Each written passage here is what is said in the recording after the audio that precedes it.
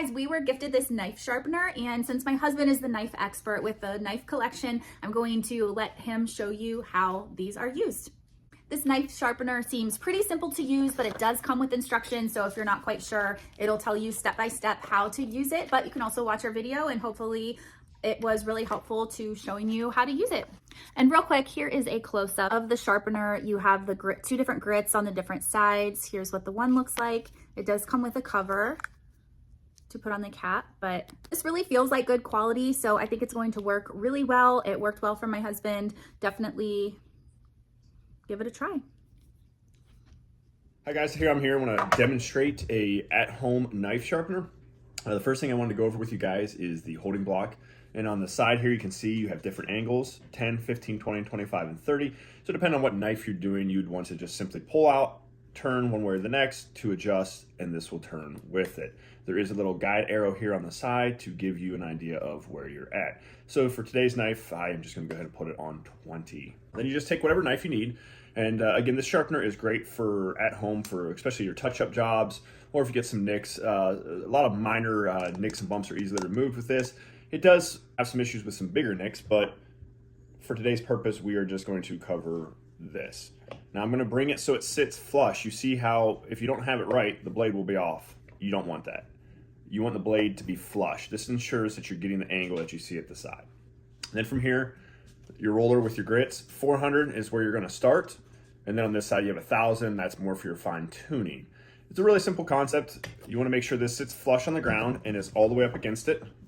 And here's a good way to look at it. And then from here, you're just going to roll it forward. And you can even come forward and back as you're starting, but the key is you want to make sure that it stays flush to the ground, edge or the edge retention of the blade. And at this point, you can work it forward and back. Now, you do want to focus on keeping this flush up against the blade as well. You do not want it to be angled off. You want it flat, which it's really easy to do, and it's not nearly as hard as it looks. And you just run it like this. Once you get a few good sessions in on one side, all you're going to do is flip to the other side. And again, we want to make sure that, and you can see the knife is flat on the sharpening stone holder. And then you're gonna do the same thing that we just did. You're just gonna run it, okay? Now I do have this blade down, let me get it up here. And you're just gonna run it across it. And this is gonna take any nicks or dings or dents out of it. Now you're gonna go over that again several times on each side until you feel like you have most of your dings and dents out of the way.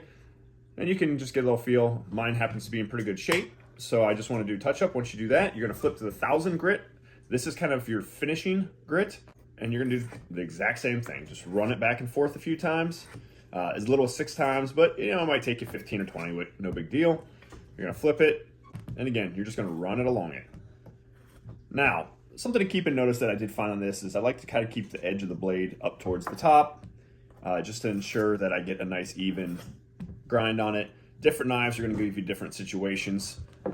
You may have to bring it down on a bigger blade or bring it up for a smaller blade, but essentially you want the blade sitting flush at the top so you actually get the best finish here.